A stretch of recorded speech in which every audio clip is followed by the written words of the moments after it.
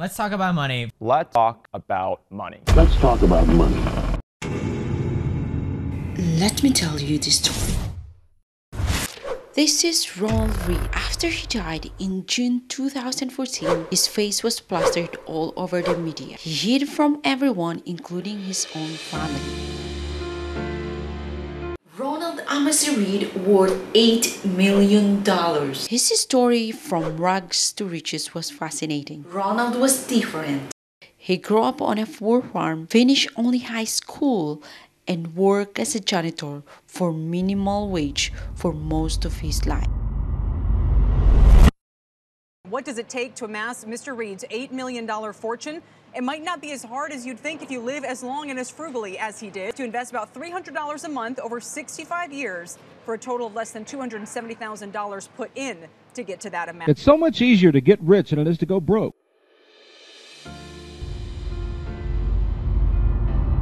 Lesson number 1 is the wealth formula. It's where the money coming in and where the money coming out. It's gonna be income minus expenses is equal to cash flow. Ronald is earning minimum wage but managed to invest regularly. So investing is not how much money you earn, but how you will going to manage it according to your spending habit or save it. Even though you have $10,000 in monthly salary, but your spending habit is like break even, or sometimes it's beyond $10,000, that's why your cash flow will be negative and you will going to fall into debt. Probably you will going to end up on a rat race trap wherein you will going to work and wait for your paycheck and then spend it for your daily lifestyle, work again and wait for your paycheck and then spend it again, and it will going to repeat on and on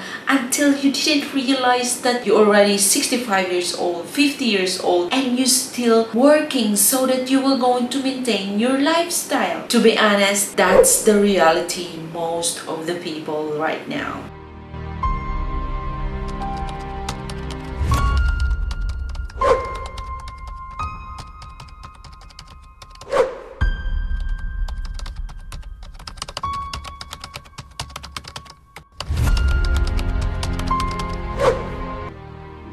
What does school teach you about money?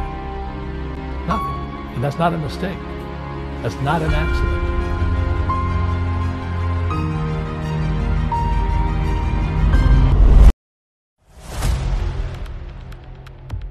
Lesson number 2, mindset. Pay yourself first. What does that mean? Alright, meaning invest now, harvest in the future, and generate passive income. What is passive income? Let me tell you that we have 2 types of income: the passive income and the active income. Passive income is wherein you have a cash flow or money coming in to your bank account, whichever you stored your money, without physically working at all. While the active income, you need to work in exchange to money. Going to work, render your service in exchange to that. At the end of the month, you will going to receive a salary. So that's gonna be your active income. But without working, your income will going to stop. You need to physically work on it in exchange to money. So of course, I will be on the passive income side. It's like rental property, mutual fund, stock market, bonds, index fund. If you establish those investment vehicles over the time,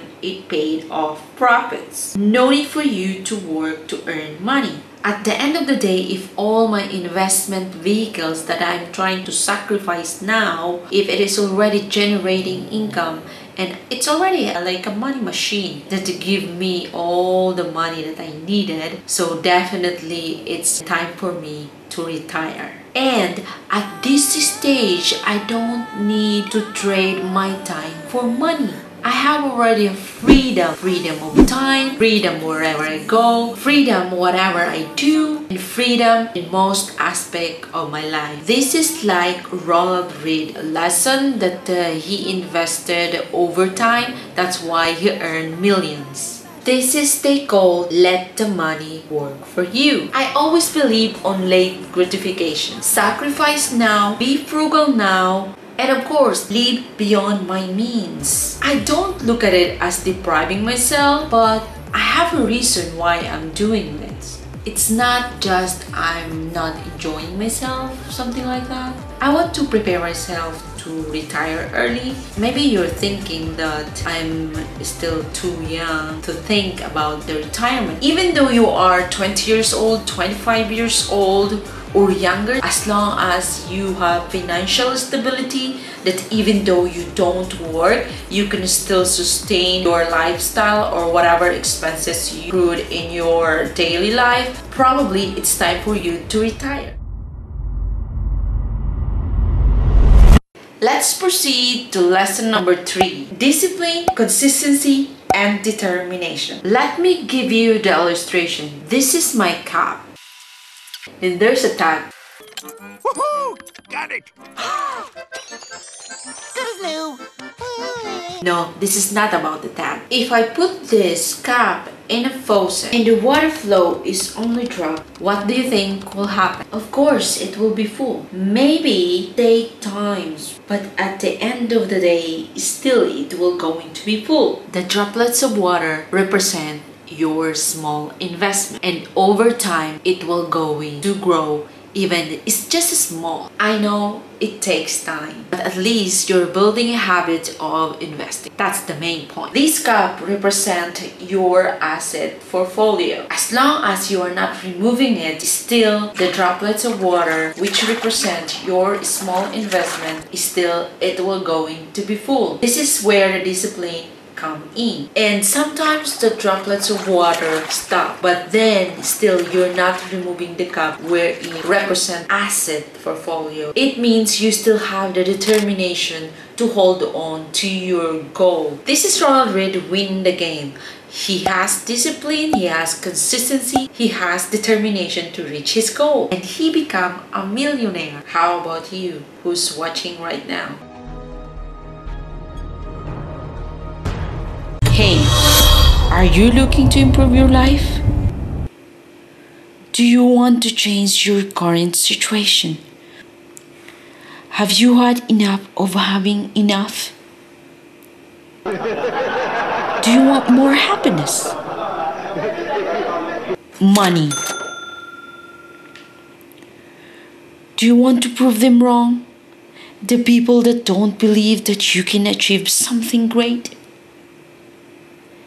This is where it begins.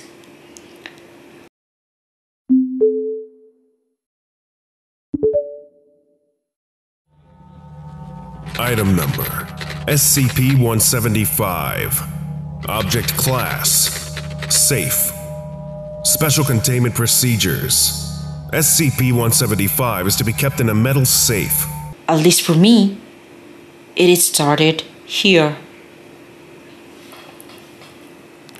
Let's proceed now how I budget my money. I'm currently working in a blue-collar job like Ronald Reid, but not in a gas station, somewhere in color blue-collar job. Definitely, I'm a minimum wage earner. I'm currently living in Dubai. As you hear, that the cost of living in Dubai is quite expensive, but I don't believe, but even their income is more or less, it depends on the people how they will going to manage their income. Anyway, I'm talking too much. Let's proceed to my budget. 10% of it I put into charity because it's considered as my tithes and offering, just a thanksgiving. This is my belief that all the blessings that I receive is from the God. That's my priority, 10% of it. No matter how much income that I'm earning, I usually give 10% of it. So that's how I believe. It's better to give than to receive. You feel good if you give something to others and you make them happy. That's how it is. I don't know, but that's me. Then my 5%, I send it back home to the Philippines to my parents. They are quite old right now. We usually give money to our parents if they get old, but it's already our culture. Just giving it back, it's like a Thanksgiving support for all the sacrifices they made when we were still young. So definitely it doesn't matter to me because I love them. It's my parents, and without them I'm not here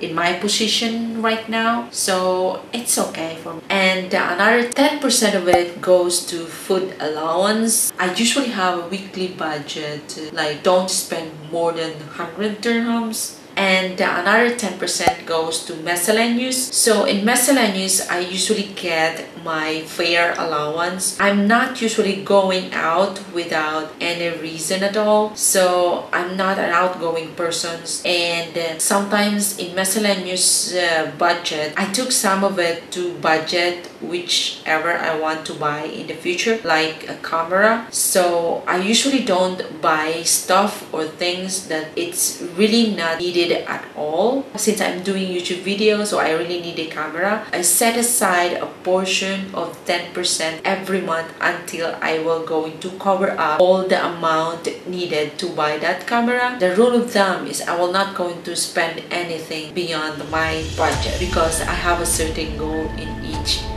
every portion of my income. So this is the most exciting part. I already share you the 35% of my income, where it goes, and then where is the 65%.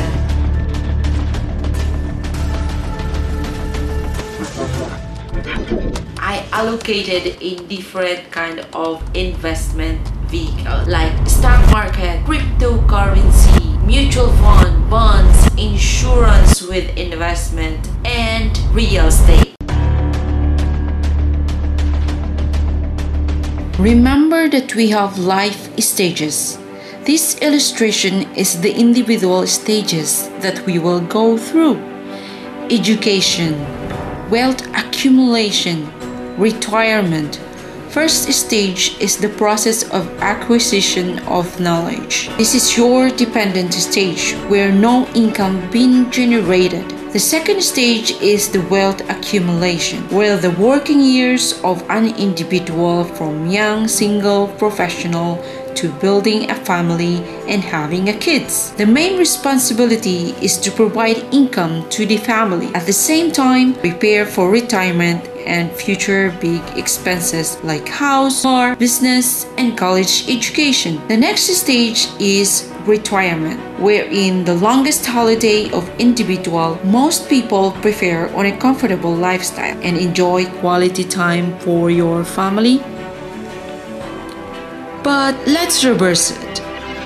Instead of life stages, I would say 3 stages of financial life. Stage 1, man at work. This is stage where you're working for active income in exchange to money. But if you focus in this stage, do you think you will going to enjoy the quality time for your family? How many hours, weeks, months, years, decades you are going to work and compromise the quality time for your loved one? Think about it. Are you going to wait until you turn 60 years old to do that and retire? That's why you need to learn how to move from financial stage 1 to financial stage 2. So financial stage 2, this is man plus money at work, which is you're working but you know how to save and invest. At this time, your money now is helping you to work to multiply because you're investing. Of course, if you're investing, you will earn profits. Both you and your money are working together. The question is, which stage are you in right now? Please let me know in the comment section if you're stage 1 or stage 2. If you're still on stage 1, please do something right now. Lastly, stage 3. This is the most fruitful stages of all because you already activated your passive income. Even though you don't work, but you're earning. If you want to achieve this stage, start building a habit of investing. Sacrifice in delayed gratification. Don't spend on things which is not really important. Maybe at the age of 30 or 40 or younger than that, you can definitely retire. No need to wait at the age of 60. So for now, the decision is yours. if you want to take action, and if you want to know stock trading and copy trading, please click this video. You will going to learn so many important things that you can apply in copy trading. And that's for all now. See you in the next one.